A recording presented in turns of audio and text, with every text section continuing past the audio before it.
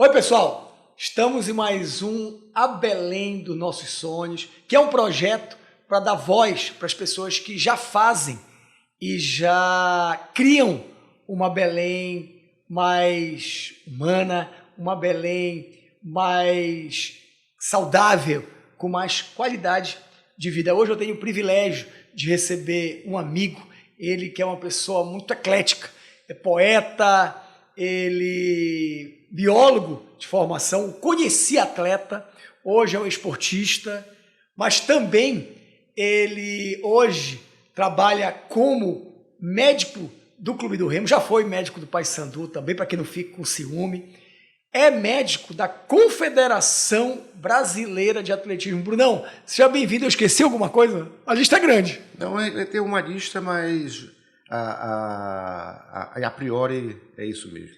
Bruno, você é muito bem-vindo, porque esse é o espaço para sonhadores que realizam. E eu te vejo como um cara executor, você é um poeta também. E a primeira pergunta que eu te faço, Bruno, é por que aparentemente os adultos sonham menos que as crianças? O nosso fio condutor aqui, eu pergunto a todo mundo, né, qual é a sua lembrança sobre a nossa querida e amada Belém? Qual é a tua avaliação, qual é o teu diagnóstico atual e qual é a Belém dos teus sonhos? Então a primeira pergunta é essa, irmão. Por que aparentemente os adultos sonham menos que as crianças? Os adultos não sonham menos que as crianças. Na verdade, eles se esqueceram apenas de sonhar. Dizem, umas histórias antigas, de que as crianças, quando sonham, fica aberta a janela para que os adultos que não sonham recebam os sonhos das crianças.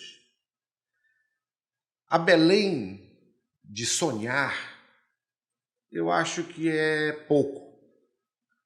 Eu acho que a Belém ela devia ser uma Belém de executar, uma Belém de planejar, uma Belém de se abraçar, mas de se abraçar não do ponto de vista do aconchego que o paraense demonstra quando recebe alguém de fora, mas o se abraçar em torno de ideias, em torno de propósitos, em torno de algumas situações que são simples de serem resolvidas. Por exemplo, a educação no tráfego, a educação no cotidiano, a educação dentro do supermercado, aquela situação de você orientar as crianças de forma que no futuro isso haja uma modificação. Atualmente, você vê algum tipo de mal conduta das pessoas, mas parece que isso vai se perpetuar, parece que isso não vai acabar nunca. E, na verdade, para que isso acabe, seria muito necessário um processo educacional imediato. Perfeito. E esse processo educacional, ele acontece de forma variada. Muitas das vezes a gente acha que, porque isso é obrigação da família ensinar. Não, isso é obrigação da escola ensinar. E nesse jogo de empurra-empurra, acontece que ninguém assume essa responsabilidade. Essa criança continua sem conduta, sem código de ética, sem algumas situações até de moral, para que isso seja elaborado num futuro cidadão. Perfeito. E, Bruno, eu sei que tu defendes, e eu também abraço essa bandeira, da importância do esporte como uma faceta muito importante na formação do ser humano. Você já liderou a parte médica tanto dos dois maiores clubes do Pará, mas também da Tuna Luz brasileira, e essa linha toda de raciocínio é exatamente isso. Sonhar para nós é planejar, mas depois executar. Então fala um pouquinho da tua atividade como médico, tanto de alta performance, como essa questão do esporte na formação do ser humano. Paulo, tu falaste sobre a Belém dos sonhos, né? Eu saí de Belém em 98, justamente por um sonho. Para ir para o Rio de Janeiro, fazer residência de medicina do esporte e lá conseguir algum tipo de conhecimento, não apenas no futebol, que era o que naquela época apenas visualizavas, mas em 98, com aquele boom das Olimpíadas de 2000, onde o Brasil teve uma representatividade muito grande e onde a partir de então começou-se a fazer ciência no esporte, porque até então era muito empírico. Alguns atletas davam certo, outros atletas, muitos eram perdidos, mas tudo de forma muito empírica. A ciência do esporte mesmo foi abraçada a partir do final do século e o início do século ali no ano de 2000, 2001. Então, isso no Brasil ou no mundo? Isso no Brasil. Perfeito. No mundo Isso anterior. no mundo já tinha Sim. pesquisas na Suécia, Dinamarca, Estados Unidos, muito mais avançadas. Rússia, imagino também. Mas a Rússia eu deixo num patamar diferente, porque até ela está banida atualmente, porque tem algumas situações ali que bem lembrado, não perfeito. era muito bem conduzido. Principalmente na década de 70, dos anos 1970, muitas denúncias já naquela época de uso de doping e também de outros artifícios que a cortina de ferro permitia que os países... E que a ciência permite esse tipo de corrupção, né? De identificar para poder banir, para poder pedagogicamente agir. Perfeitamente. Então, nesse final de século, né? Nós somos do século passado, então, no final do século, vim para cá, para Belém, de volta, para trazer esse trabalho, e aí foi quando nós trabalhamos no Paysandu, naqueles Campeonato Brasileiro, Copa dos Campeões. Momento de ouro do Paysandu. Momento e que foi, infelizmente, não aproveitado, do ponto de vista que a evolução esportiva poderia ter acontecido muito, muito fortemente naquela época, né? Mas aí, trabalhando na Força Aérea, tivemos o privilégio de rodar por algumas localidades e vimos que, por exemplo, na verdade, o futebol, que fala-se muito que foi criado por Charles Miller, né? Trazido por Charles Miller na Inglaterra e tal, não foi. Ele foi criado pelos nossos índios, porque para lá nem tinha látex. O látex tinha aqui, a borracha era natural da Amazônia, né? Depois que foi para a Ásia, com aquele roubo na época da Belle Époque. Mas os índios já jogavam um futebol primitivo, mas com regras, e portanto com regras um esporte. E era com a cabeça. Eles jogavam aquele pedaço de látex que saía pulando e eles pulavam com a cabeça tentando fazer um gol entre duas árvores. Que maravilha! Ou seja, essa situação de dizer que a iniciação esportiva deu-se a partir da conquista do Novo Mundo, não. Na verdade, houve um aperfeiçoamento da técnica esportiva, tanto que... Se aprimorou, se fez ajustes. Perfeitamente, mas você vê que os brasileiros natos, eles têm uma característica fenomenal para jogar futebol, né? Sim.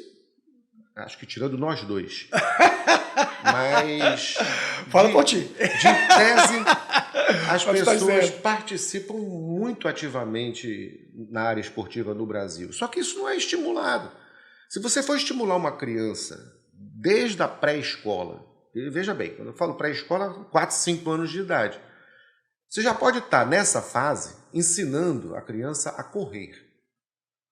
Você vai pensar assim, mas não precisa ensinar uma criança a correr. Precisa. Na Confederação de Atletismo, eu trabalho em Fortaleza já há 10 anos, com um centro de desenvolvimento de talentos que recebe os atletas de Norte e Nordeste e que lá são desenvolvidos para que sejam levados para os centros de alto rendimento que ficam em Rio de Janeiro e São Paulo. Então, esses atletas que chegam lá, chegam com muitos vícios de corrida errada, joelho posicionado errado, porque não é só correr. A biomecânica mesmo. A biomecânica toda muito bem efetivada para que esse atleta possa tornar-se no futuro um atleta de alta performance. Mas para que isso aconteça, tem que haver um trâmite. E esse trâmite no Brasil, infelizmente, ele não é obedecido. E não é obedecido em várias instâncias. Não é obedecido nem no poder público, nem no poder privado. Não existe. E quando existe, existe por um tempo, e em seguida acaba. Então, falar da Belém, dos sonhos, esse seria um sonho. Dar continuidade. Um sonho palpável. Sim. Perceba que não é um sonho tão absurdo você colocar dentro das escolas, não como a aula de física, como muitos chamam, que eu acho que nem existe educação mais. Física. Educação física. Porque o professor de educação física ele tem ali a oportunidade de ensinar diversos valores que vão ficar eternizados na cabeça daquela criança. Seja que ela vá tornar-se um atleta, ou seja que ela vá tornar-se uma pessoa que lida com atletas.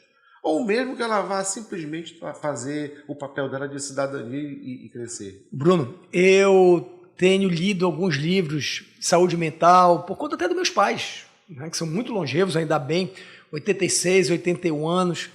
E todas essas pesquisas, todas as informações levam que para você ter uma mente saudável, portanto, a gente está falando de crianças na pré-escola, mas está falando também de adultos, de longevos, de idosos, é necessário o esporte.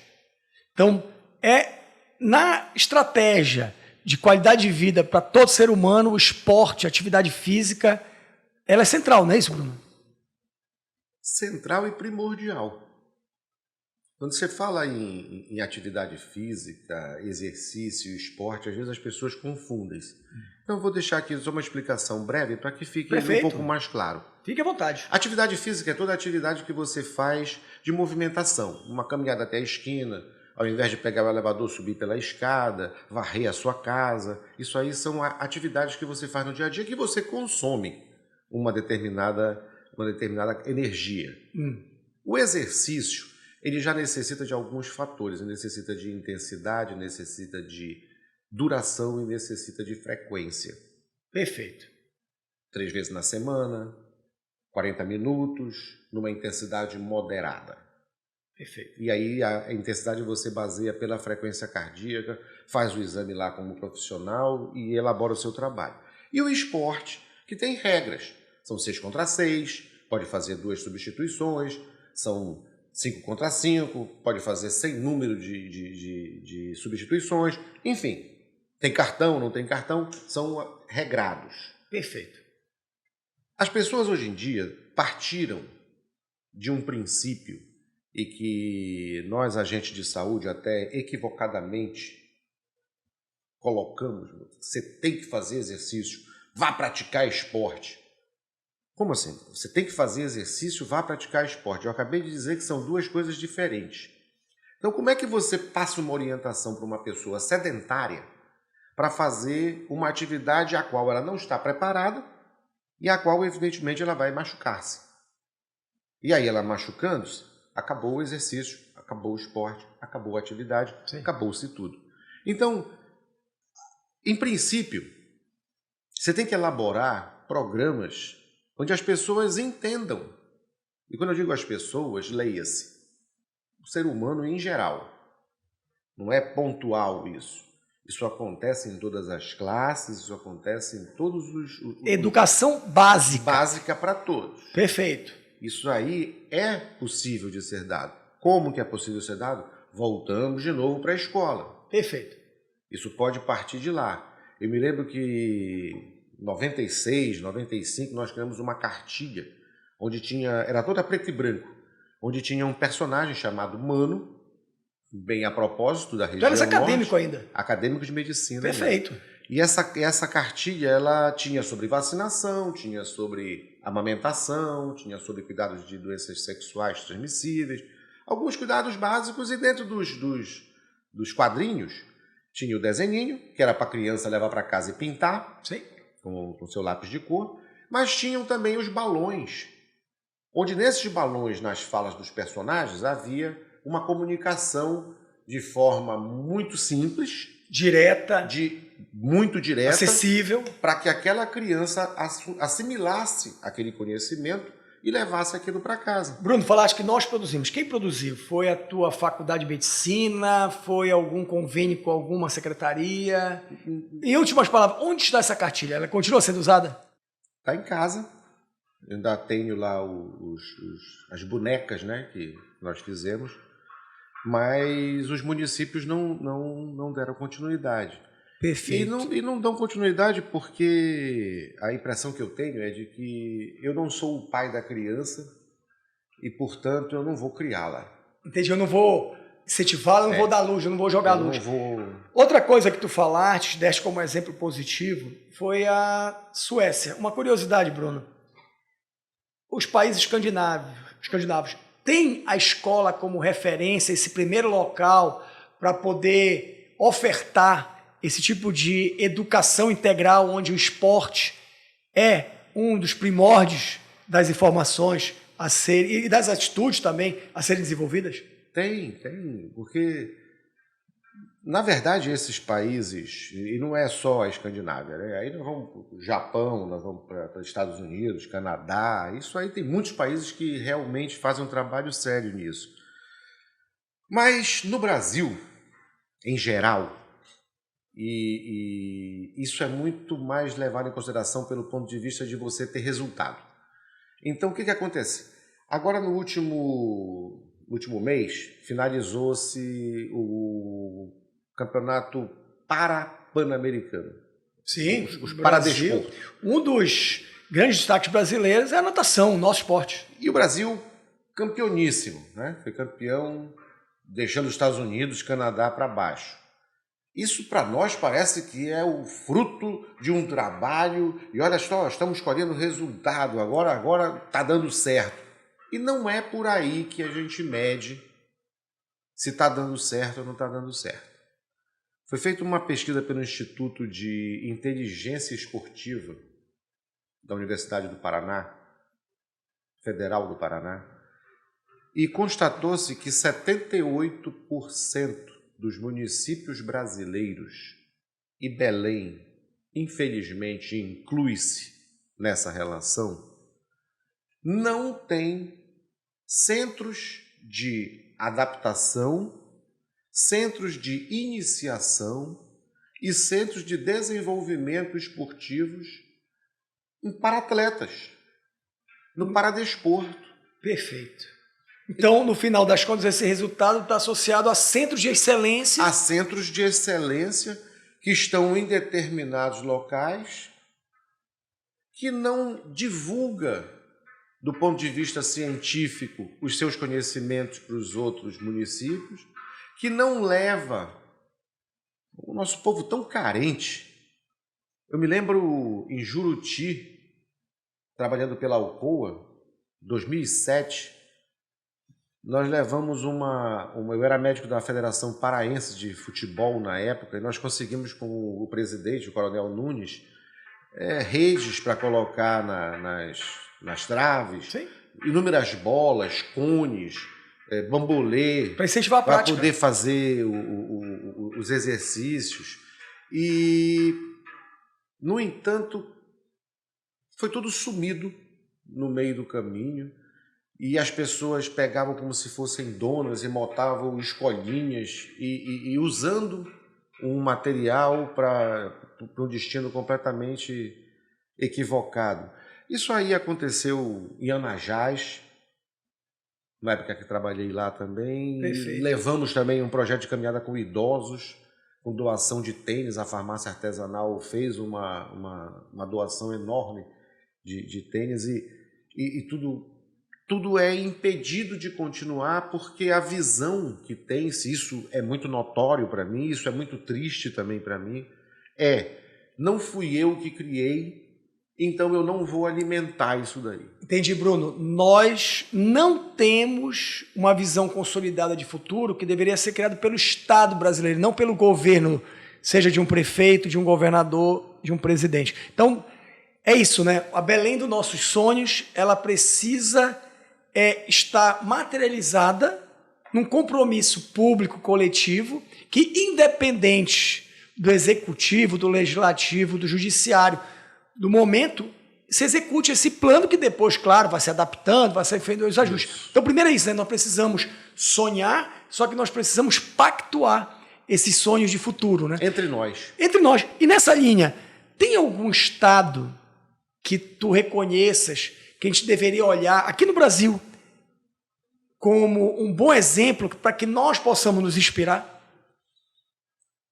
Olha, nos últimos 12 anos, eu moro em Fortaleza. E trabalho com esporte lá e com iniciação e com desenvolvimento em vários municípios. Rodei em vários municípios do estado. Trabalhei no sertão, inclusive.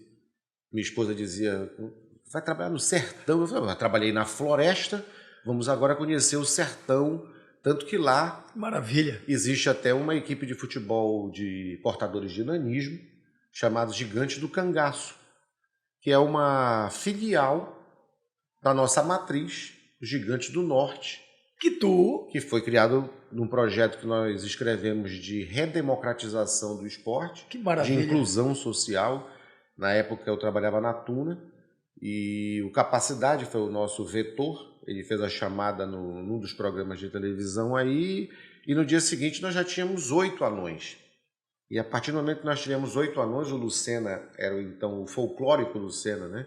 Era o então técnico da Tuna. Sensacional. Eu virei para ele e disse, olha, já ganhamos da Branca de Neve, né? Então, acho que o projeto já começou, já nasceu bem, né? Vitorioso. Já nasceu vitorioso. Nós chegamos a ter 43 anões. Existe uma demanda reprimida, né, Bruno? Totalmente. Em todas as áreas. Em todas as áreas. Eu me lembro de situações, eu não vou citar, mas muitos vão saber. Teve um atleta nosso, paraense, amputado, biamputado, que corria com pernas de pau. Eu o vi com 8 anos de idade correndo errado, evidentemente, com as pernas de pau. E quando ele foi levado para o Rio de Janeiro, foi para um centro de treinamento mais desenvolvido. Mas por que mais desenvolvido? Nós não temos condições de colocar 2 pernas, 2 próteses mecânicas biomecanicamente ajustáveis e adequadas? Temos. Com recursos financeiros temos. Temos até estudos dentro das nossas universidades em que podem ser utilizados até o açaí. Eu soube que aquela quenga do açaí, aquilo ali pode virar tijolo, aquilo ali pode virar uma biomatéria. Então, nós temos condições. Sim. O que nos falta é boa vontade, é a união. E aí, quando você perguntou se existe algum estado, eu acho que o estado do Ceará é um estado que pode ser categorizado dessa forma. Bruno, tu citas o Ceará, eu vou falar um pouquinho da minha área, que é saneamento, mais especificamente resíduos sólidos. As 2 grandes referências do Brasil, Paraná, temos instituição de políticas públicas e o Ceará também. Então temos que estar de olho nesses 2 estados, nas boas práticas de lá, para que a gente não invente a roda também, até porque nossos recursos são limitados. Eu fui atleta da Escola Superior de Educação Física e lá eu via a oferta de diversas modalidades, inclusive ginástica olímpica, saltos ornamentais, piscina, né, no caso. Nós tínhamos o centro, é o melhor equipamento em termos de atividades aquáticas, mas também tinha pistas de atletismo e eu fiquei muito chocado com o que eu vi, né, recentemente. A nossa arquibancada sem cobertura, sem telhado, a própria pista. Qual é um local no Pará que você conhece, que você tem alegria ao chegar e que esteja executando um bom trabalho? Nós temos essa referência positiva no nosso estado? Atualmente não. Tanto que nós não estamos produzindo nenhum atleta praticamente. Se aparecem atletas, aí são de forma muito pontual, muito aleatório, muito ao acaso. E às vezes até com a ajuda dos pais, né? O pai é que manda não sei para onde. Isso por certo sim. Isso por certo sim. Se não tiver essa ajuda dos pais, esse atleta não vai de nenhuma forma vingar. E quando eu digo vingar, não é vingar temporariamente, no infantil, no juvenil, e dar alguns poucos resultados ali e achar que por conta disso tornou-se um atleta. Não, nós estamos falando aí de competições de nível nacional, mas do ponto de vista brasileiro. Não é ganhar um Norte-Nordeste e você achar que não, ele está dando resultado. Ou então ganhar uma vez um campeonato brasileiro e pronto. Isso não qualifica. Isso aí, como eu disse, foi um resultado pontual. Foi uma coisa ao acaso. Sim. Mas você percebe que não é uma programação. E realmente essa programação ela é necessária, porque o início da nossa conversa foi porque as pessoas não sonham mais. As pessoas não sonham mais porque elas não têm tempo de nada.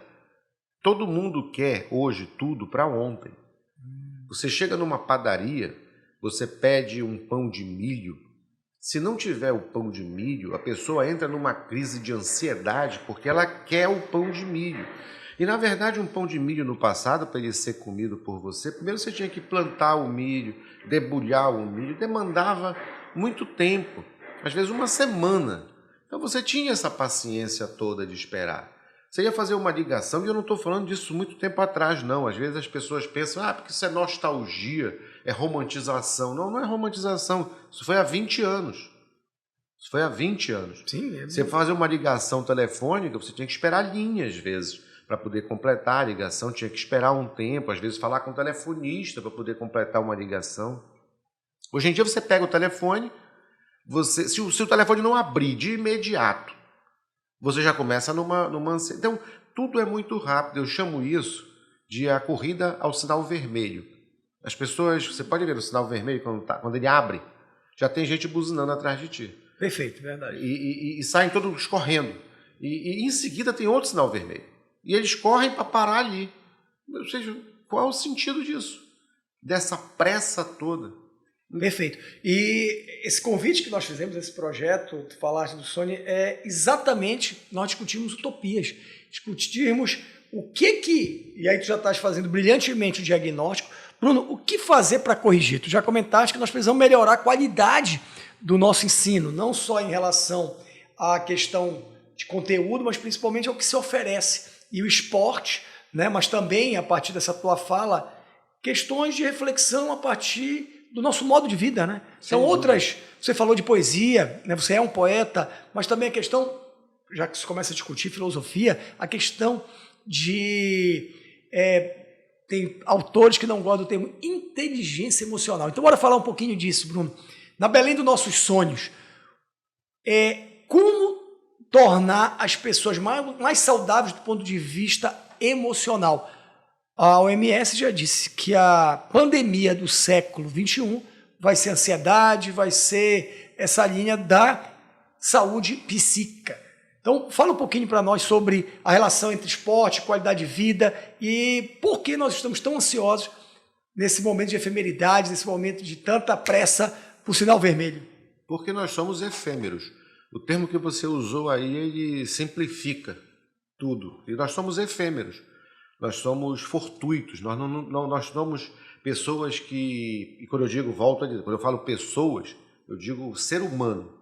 Nós somos pessoas que estamos completamente voltadas para o que não é importante e estamos nos esquecendo do que realmente importa. O que é que realmente importa? Tenho certeza que é a pergunta de quem está nos ouvindo ali. O que é que importa, Bruno? Um tripé.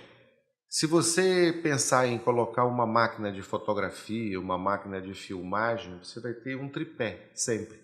E esse tripé são as 3 bases que estão igualmente firmes. Nenhuma delas é mais importante do que a outra, mas também nenhuma delas é menos importante do que a outra. Esse tripé é composto por corpo, mente e espírito. E quando eu digo espírito, isso nada tem a ver com religião, isso tem a ver com espiritualidade, isso tem a ver com energia. As pessoas não preocupam-se com isso. Você pode observar que você troca energia durante o dia com diversas pessoas. As pessoas te olham às vezes feio, te olham torto.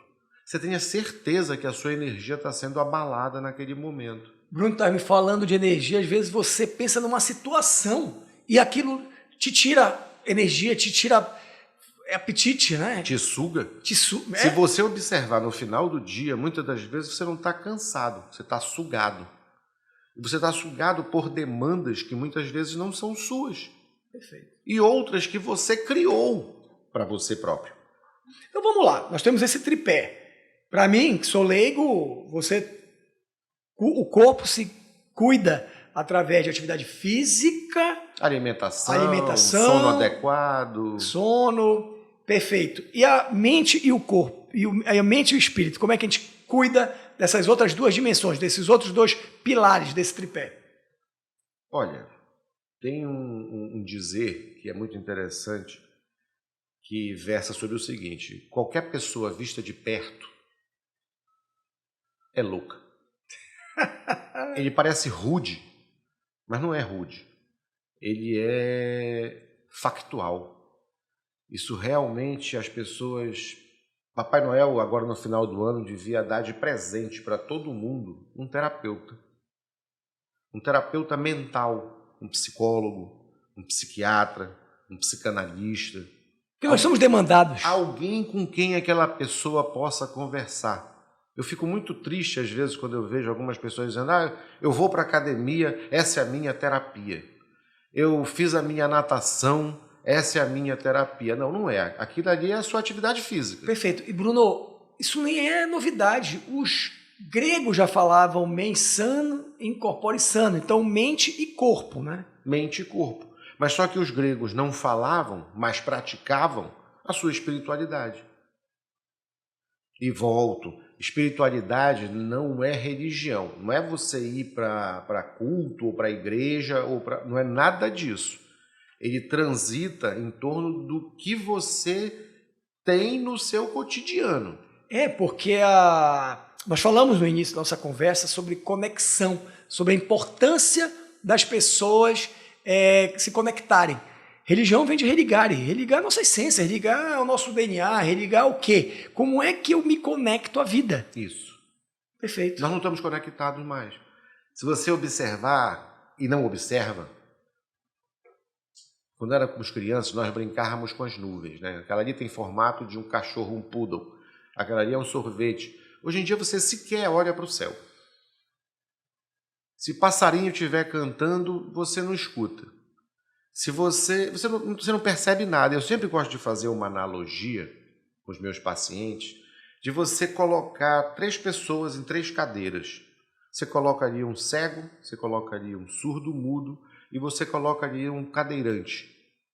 E você vai perguntar para eles uma pergunta que nós fazemos hoje com rotina. Você vê aí vários tipos de incentivos hoje, de projetos de autoajuda, de projetos de constelação para a sua mente, enfim, isso tudo pautado em felicidade. Sim. Felicidade é a coisa mais efêmera que existe. Porque não existe felicidade. Existem momentos felizes. Mas a busca da felicidade nos força a ter que ser feliz.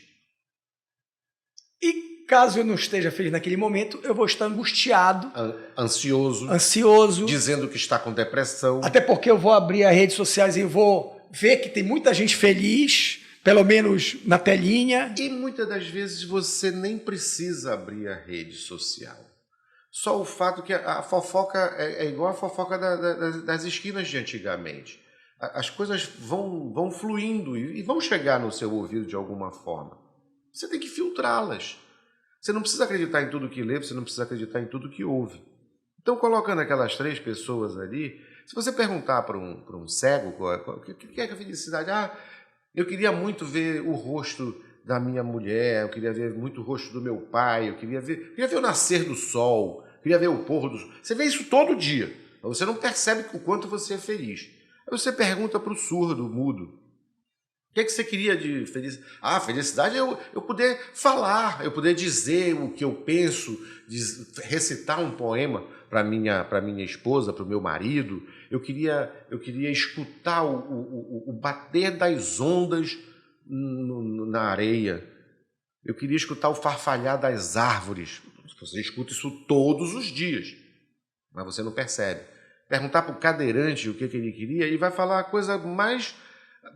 Eu queria ir sozinho ao banheiro, mas eu não consigo. E você consegue, você nem percebe. Então, nós somos tristes porque nós só damos valor quando nós perdemos. Ao que nos falta. Ao que nos falta. Você nunca acha que a luz é importante, até o momento que falta a luz e você fica no calor dentro de casa, que não tem ar-condicionado, você não tem como ler um livro, você não tem como ver o seu computador, enfim. Então, você só percebe que está faltando algo quando esse algo te foi tirado. Então, não é apenas a capacidade de sonhar que o adulto perde. Ele perde também a capacidade de visualizar que para ser feliz, ele não precisa de muita coisa. Bruno, se eu entendi corretamente, tu defendes que nós deveríamos disponibilizar para quem necessita de apoio profissional para a mente. No caso, é terapeuta, é um apoio emocional. Existe a idade que você recomenda ou depende também de cada indivíduo? Não, não existe idade. São cuidados básicos. Esses cuidados eles iniciam quando você nasce. Na verdade, você tem que cuidar desse tripé, você tem que cuidar disso aí sempre. Né? No início, você é uma criança, então quem cuida são os seus pais. Ou não cuidam. E aí isso vai demandar depois, na adolescência, de uma outra situação. Pois é, a gente ouve muito a expressão que a sociedade está doente. Um dia desse, eu ouvi um dado que me estarreceu, que a violência doméstica do homem, principalmente contra a mulher, que tinha crescido na pandemia, por conta do isolamento, do confinamento, aumentou 23%. Então, Bruno, é isso, né? Você, e aí já caminhando para o fim, né? O que é bom dura pouco. Mais uma vez, obrigado pela tua presença. Bruno, nós não estamos alimentando direito o ser humano, nós não estamos ofertando o que tem que ser ofertado lá atrás e a consequência está sentindo com adultos, com jovens emocionalmente instáveis ou então não saudáveis. É isso? Não está sendo ofertado e também as próprias pessoas não estão buscando. Hoje em dia você pouco vê pessoas lendo, filosofando. Tudo é bobagem, tudo é efêmero, tudo tem que ser muito rápido. Nós estamos vivendo uma época onde o consumo ele é muito mais importante do que a essência. Onde o verbo ter é muito mais importante do que o verbo ser. Onde fala-se sobre o copo está meio cheio ou meio vazio, e na verdade não é disso que trata-se. É de quanto tempo você consegue segurar esse copo. Porque muitas das vezes você segura esse copo durante um dia, 2 dias, vai doer seu braço. Então é esse peso que nós carregamos que é desnecessário. Então não importa-te se o copo está meio cheio ou meio vazio, bebe a água que tem lá dentro, mata a tua sede. Agora mata a tua sede também de conhecimento pessoal. Busca em ti próprio também respostas das coisas. Se tornar um ser humano melhor. De verdade, para poder nós temos hoje que desacelerar esse processo de correr atrás do que tu queres. Você tem que... o que você quer, você alcança. Não, nem tudo que você quer, você alcança. Somos seres limitados, inclusive pelo tempo, mas não só pela nossa saúde, pela nossa... Exato. Então, para que esse afã de querer mais, de buscar mais? Isso é que está nos matando. Isso aí, esse processo de busca de um algo que não é nosso, é o que está nos acabando. E aquilo que é nosso, nós não estamos buscando. Nós estamos nos esquecendo de pegar o fio da meada. E o fio da meada é justamente a calma e a paciência. Você não vê mais ninguém com calma e paciência. Você vê pessoas sendo estimuladas a saírem das suas zonas de conforto. Bruno, quando na verdade... Desculpa, são 2 atributos, calma e paciência, a sabedoria. Então o que está faltando, né, e talvez fosse o grande mote, a Belém dos nossos sonhos, seria o que sonharam os gregos lá atrás, com a cidade dos sábios, né? Onde pessoas buscassem sabedoria. É isso que tu defende? Só assim. Mas para tu teres sabedoria, tu tens que ter, antes de tudo, calma e paciência. É isso, 2 atributos. Tu não vais adquirir a sabedoria num passe de mágicas. Não é lendo 10 livros que tu vais conseguir.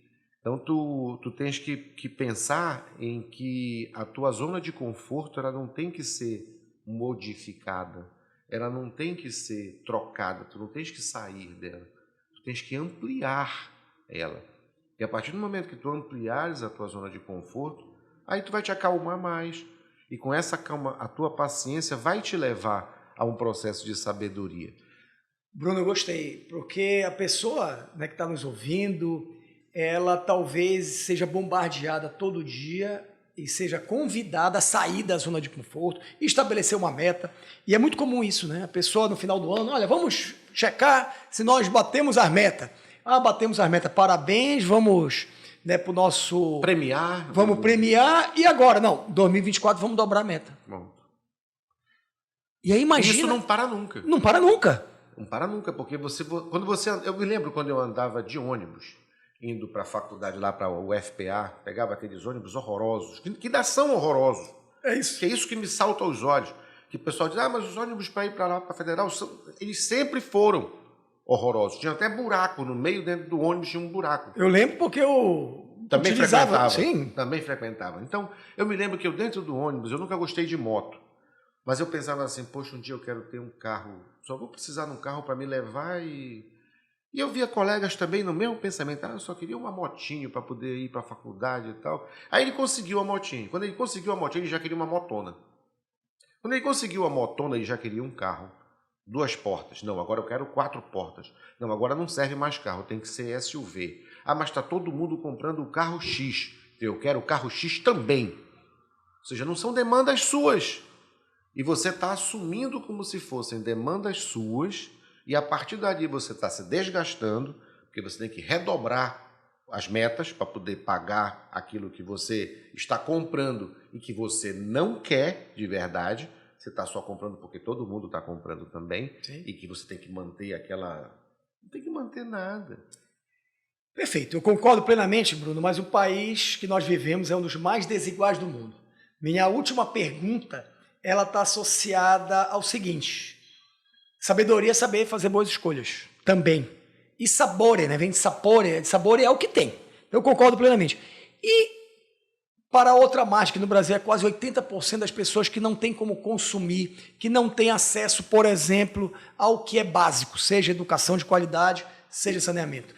Qual seria a cidade dos nossos sonhos? Ok, prover o básico, mas como conciliar, Bruno, essas demandas tão díspares, tão desiguais? Concordo contigo de nós não entrarmos na onda do consumismo, mas, ao mesmo tempo, como gerar riqueza para poder colocar no jogo, do minimólogo, 80% da população que não tem acesso ao que dignamente todo ser humano deveria ter acesso, não só no Brasil, mas na África, enfim, não estou dizendo um padrão elevadíssimo de consumo. Como é que tu entendes isso? Como é que tu vê isso aí nessas tuas buscas, nas tuas reflexões? De uma forma muito simples. Eu continuo batendo na tecla de que o esporte é o ponto principal. Porque, veja bem, através do esporte, através da atividade... E quando eu falo esporte, não é pensando em medalha. Tem que se desmistificar isso. Quando você fala em esporte, é a prática esportiva. A prática esportiva é o dia a dia, é o treinamento, é a rotina com os seus colegas, é o respeito ao staff, aos seus treinadores. Isso tudo passa para a criança sentimento de ordem, sentimento de disciplina, sentimento de ética, principalmente, porque você não vai passar por cima do outro para vencer. Você vai ter regras para obedecer. Então, tudo isso é muito... Eu vejo todas as pessoas que praticam esporte, mas esporte dessa rotina, elas têm, hoje, depois de adultos, uma filosofia de vida completamente diferente. Você cria uma memória nessa pessoa, uma memória esportiva e principalmente uma memória afetiva. E em cima disso, aí você vai pensar, mas não é só esporte. Eu sei que não é só esporte, mas através do esporte eu consigo educação. Através do esporte eu consigo uma limpeza melhor daquela região e a moradia tornar-se adequada. Porque muitos dos nossos problemas de saneamento são provocados pela própria população. Então, se eu consigo educar essa população de que esse processo está errado, eu consigo evitar esse problema. Segurança, eu tirando o menino da rua, eu tirando a menina da rua, eu tiro prostituição infantil, eu tiro aviãozinho de droga, eu tiro o futuro gerente do tráfico. Então, eu estou trabalhando em segurança também. Pensando no esporte, eu vou falar aqui das 5 vertentes. Eu vou pensar também em educação, porque eu estou educando aquela criança. Eu começo a cobrar... Formando aquele ser humano. Através de todos os processos que eu falei ainda há pouco, corpo, mente e espírito. Eu não estou formando um indivíduozinho simplesmente para fazer conta de matemática ou para escrever um texto em português, coisas que eles nem fazem mais adequadamente. Eu tenho que formar um cidadão como um todo. E eu tendo ele dentro de uma atividade esportiva, eu evidentemente consigo cobrar dele também porque ele não está indo bem na aula de matemática. Então, eu consigo, em uma atividade, eu consigo juntar todas. Eu vou falar de saneamento e saúde, que é o quinto ponto. Falar em esporte e não falar de saúde, não teria sentido. Então, está tudo envolvido. Bruno, e eu estou te ouvindo, que é a tua outra vertente, né, que é de alta performance. Bruno, quando nós percebemos que para a pessoa poder alcançar o seu máximo naquele momento, está tão bem que ela possa entregar aquilo tudo que ela treinou, é uma equipe multidisciplinar que está ligada a ela, inclusive de psicólogos, para poder, de alguma forma, tranquilizá-lo, para poder ele saber dimensionar aquele momento. Aquele momento é importante? É. Mas no final das contas, ele sabe que um passado aconteceu e vai ter um futuro. Ganhando ou perdendo, eu estou falando de Olimpíadas, eu estou falando de decisão de nacionais. Sim. Nós, seres humanos, percebemos o quão importante nós estarmos bem emocionalmente para que a gente possa dar o nosso melhor naquele momento, naquele instante. Seja disputando uma medalha, seja acariciando um amor, seja cuidando de um enfermo. Então, essa equipe multidisciplinar que está envolvida no esporte também de alta performance, né? Essa equipe multidisciplinar ou interdisciplinar, ela está envolvida na alta performance também, mas ela também está envolvida lá no início.